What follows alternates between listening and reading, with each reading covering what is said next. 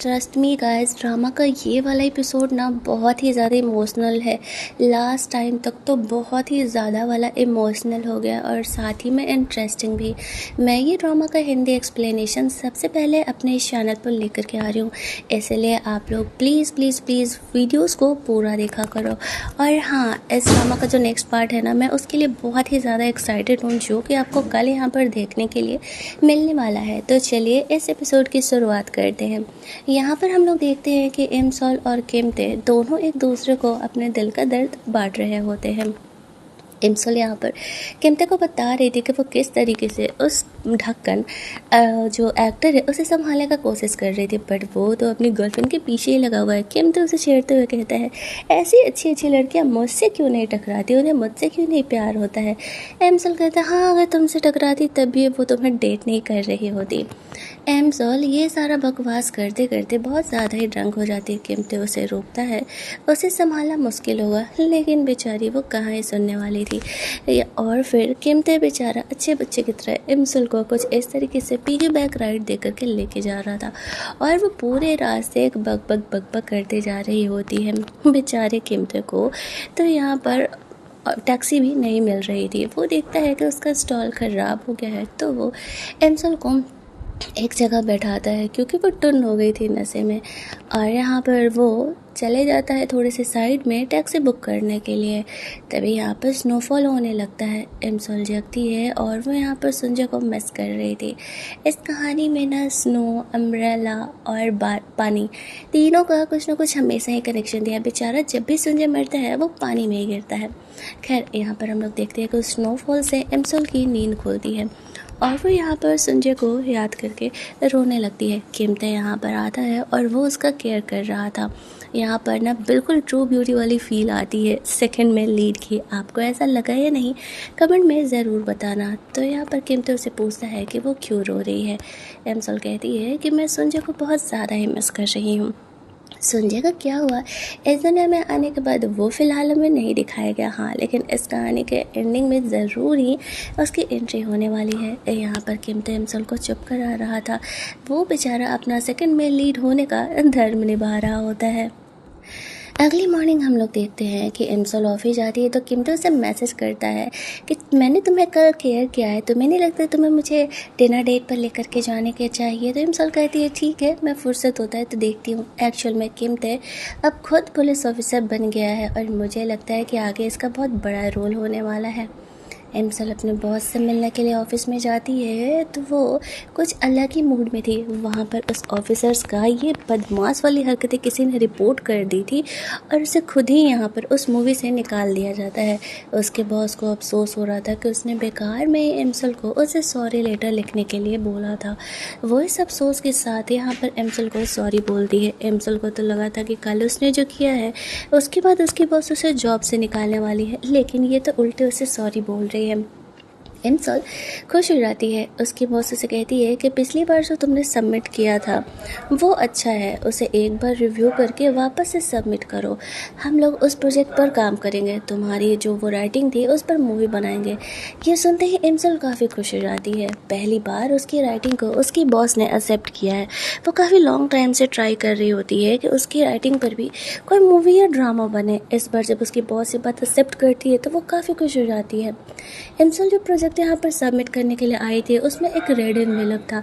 उसकी बॉस उसे कहती है कि लगता है कि तुम्हें पहले से ही पता था कि तुम सेलेक्ट होने वाली हो, इसीलिए थैंक यू लेटर लेकर के आई हो। अच्छा चलो, मैं बाद में इसे अच्छे से पढ़ूंगी। फिर वो करके अपने पर्स में रख लेती है, लेकिन इमसोल को याद ही नहीं था कि ये है क्या। वो यही सोचते हुए वहाँ से बाहर निकलती है और सबसे पहले जा कर के अपनी फ्रेंड लिहोन को बताती है कि उसका सिलेक्शन हो गया है। अब वो दोनों काफ़ी खुश थे, लेकिन तभी यहाँ पर इमसोल की खुशी उड़ जाती है जब उसे याद आता है कि वो रेड एनवेलप में क्या था। फ्लैशबैक में वो सोचती है कि जब वो बहुत ज़्यादा ड्रंक होकर के घर लौटी थी तो उसे काफ़ी गुस्सा आ रहा था। इतनी बड़ी हो गई है वो और उसकी बॉस उसे सॉरी लेटर लिखवा रही है, वो भी बिना किसी गलती के। तो वो सोचती है कि वो इस घटिया कंपनी को रिज़ाइन कर दी कि वो इस कंपनी में मूवी बनाने के लिए आई थी, ना कि लोगों के तलवे चाटने के लिए और एक्ट्रेस के टैंट्रम उठाने के लिए। तो वो गुस्से में आ करके बहुत ही गुस्सा भरा वाला रेजिग्नेशन लेटर लिख देती है, बहुत सारी उल्टी सीधी बातें डाल करके, और उसे पैक करके उस रेड एनवेलप में रख देती है। और जब इंसान को अब ये याद आता है कि उस रेड एनवेलप में क्या था, तो फिर तो वो परेशानी हो जाती है। एक तो इतनी मुश्किल से उसका यहाँ पर राइटिंग सेलेक्ट हुआ है और वो यहाँ पर रिजिग्नेशन लेटर दे करके आई है। अब उसे भी कैसे भी करके उसके बॉस के पढ़ने से पहले वो लेटर उसके पर्स से हटाना होगा। उसके बॉस ने कहा था कि वो रात में आराम से जा कर के उस लेटर को पढ़ेगी। वो लियोन से पूछती है कि उसकी बॉस कहाँ है, तो वो उसे बताती है कि एक फ़िल्म का वो पार्टी अटेंड करने के लिए गई हुई है। तो एम्सल अपने बॉस को ढूंढते हुए उसी पार्टी में जाती है। पार्टी में वो एंटर तो कर जाती है, लेकिन उसकी बॉस बहुत सारे लोगों से घिरे हुए थे। अब वो उसका पर्स भला कैसे चोरी करने वाली है। कुछ टाइम तक वो उस पर नज़र रखती है। किस्मत यहाँ पर उसका साथ देता है। उसका बॉस उसकी पर्स छोड़ करके थोड़ी देर के लिए ड्रिंक लेने के लिए जाती है। एम्सल को ये काफ़ी अच्छा मौका दिखता है। वो जल्दी जल्दी उसके टेबल के पास जाती है, लेकिन जैसे ही वो उसका पर्स उठाने वाली थी, यहाँ पर उसकी बॉस उसे देखने लगती है। अब वो पर्स लेकर के जल्दी से टेबल के नीचे छुप जाती है। फिर वो सोचती है कि वो ये क्या कर रही है। वो सिंपल तरीके से क्या उसके पर्स में से वो लेटर नहीं निकाल सकती थी। फिर वो उस पर्स को लेकर के वहाँ से बाहर जाती है और फाइनली उस पर्स में से वो लेटर निकाल लेती है और फिर वो ऊपर पर्स रखने के लिए जा रही होती है। तभी हमारे क्यूटी पाई सुंजय फाइनली यहाँ प्रेजेंट में दिखाया जाता है, जो कि एम्सल से टकराता है। एम्सल गिर रही होती है और वो उसे संभाल रहा था। कहानी यहाँ से फ्लैशबैक में जाती है, जहाँ पर कि हम लोग देखते हैं कि सुंजय का ऊपर पहाड़ी पर से नीचे सी में गिरने से डेथ हो गया है। पुलिस इंस्पेक्टर्स उसकी डेड बॉडी लेकर के जा रहे हैं। तभी जो सुंजय के पास वॉच था वो भी टाइम ट्रैवलर बन जाता है, यानी कि उसे भी 3 मौके दिए जाते हैं। एम्सल ये देखते ही पहचान जाती है कि सुंजय का वॉच भी यहाँ पर टाइम ट्रैवल बन गया है और ये ड्रामा का बहुत बड़ा रिवील था यहाँ पर।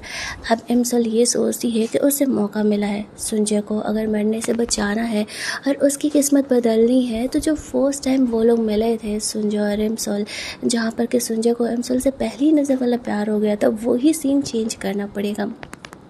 जब पुलिस ऑफिसर सुंजय की डेड बॉडी को लेकर के जा रहे होते हैं, तो वो जल्दी से जा कर के सुंजय के वॉच का वो बटन प्रेस कर देती है। इसके बाद वो लोग वापस से टाइम ट्रैवल करके पास में पहुंच जाते हैं, वहाँ जहाँ पर कि सुंजय फर्स्ट टाइम इम्सल के घर पे उसका वो पार्सल डिलीवर करने के लिए जाने वाला था। इम्सल उसे दूर से देखती है, लेकिन वो साइड हो जाती है, जहाँ पर कि सुंजय उसे नहीं देख पाता। और जब ये सीन क्रिएट ही नहीं हुआ, तो सुंजय को इम्सल से प्यार कैसा होगा। लगता तो यही है। एम्सल बेचारी किस्मत बदलने के चक्कर में बहुत ज़्यादा ही रोने लगती है। वो भी तो सुंजय से उतना ही प्यार करती थी। अगला जो पार्ट आने वाला है ना, ट्रस्ट मी गाइस, बहुत ही फनी येट इंटरेस्टिंग होने वाला है। हमारे फेवरेट ड्रामा के सिर्फ 3 और एपिसोड बाकी है, 14, 15 और 16। कौन कौन मेरी तरह एक्साइटेड है जाने के लिए कि इस ड्रामा का हैप्पी एंडिंग होने वाला है नहीं, कमेंट में मेंशन ज़रूर करना। और हाँ, वीडियो में यहाँ तक पहुँचे हो तो पर्पल हार्ट कमेंट कर देना। मिलते हैं जल्दी से हम लोग इस ड्रामा के नेक्स्ट पार्ट में।